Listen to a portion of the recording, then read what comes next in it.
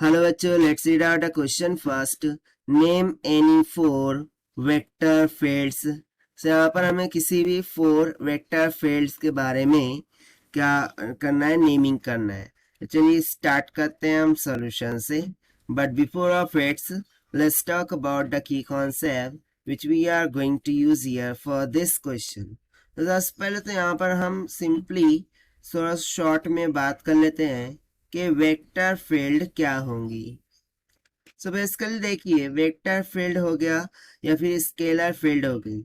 Actually ऐसा तो होता नहीं है, बट यदि मैं वेक्टर फील्ड की बात करूं तो जिस तरीके से हमने इसके पहले स्टडी किया था, एक होती है स्केलर क्वांटिटी, राइट। हमने स्टडी किया था फिजिक्स में। एक होती है स्केलर क्वांटिटी और दूसरी क्या होती थी, वेक्टर क्वांटिटी।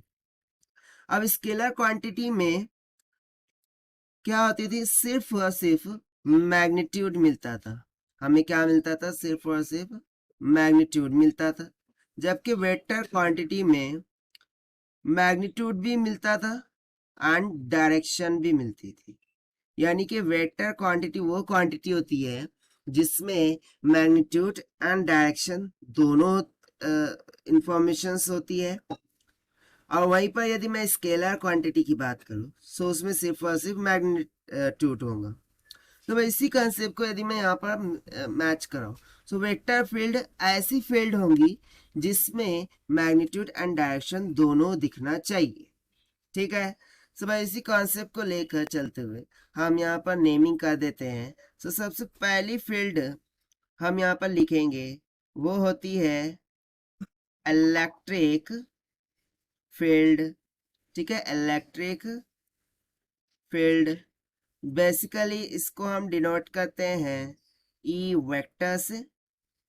ये एक वेक्टर फील्ड है, ठीक है। और ये किस फोर्स करंट से प्रोड्यूस होती है, इलेक्ट्रोस्टैटिक फोर्स। ये होती है ड्यू टू इलेक्ट्रोस्टैटिक फोर्स, क्योंकि ये फोर्स बहुत इंपॉर्टेंट है। इन्हीं फोर्स के कारण से ये फील्ड जनरेट होती है। सेकंड मैं यहाँ पर लिखना चाहूंगा vector field, magnetic field. All you know that magnetic field, इसको हम डिनोट करते हैं बी वेक्टर से। और इसमें कौन सी फोर्स के कारण से होता है, ये मैग्नेटिक फोर्स। ठीक है। उसके बाद यदि मैं थर्ड क्वांटिटी लिखूं तो थर्ड एग्जांपल हो जाएंगी ग्रेविटेशनल फील्ड। ग्रेविटेशनल फील्ड, इसके लिए हम सिंपली जी वेक्टर का यूज कर लेंगे। और एक किस कारण से होती है, ग्रेविटेशनल फोर्स के कारण से। Gravitational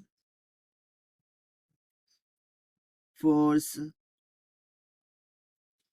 and the last one, क्योंकि हमें फोर ही फील्ड के बारे में बताना है, सो एक फोर्थ फील्ड हो जाती है फ्लो फील्ड।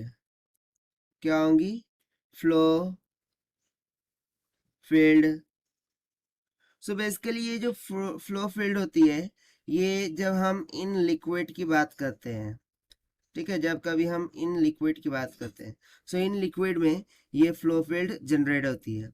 एंड बेसिकली ये किन के कारण से होती है, अपथ्रस्ट फोर्स। आपने सुना होगा कि अपथ्रस्ट लग रहा है वाटर के द्वारा बॉल पर, उसे ऊपर धकेलता है, राइट।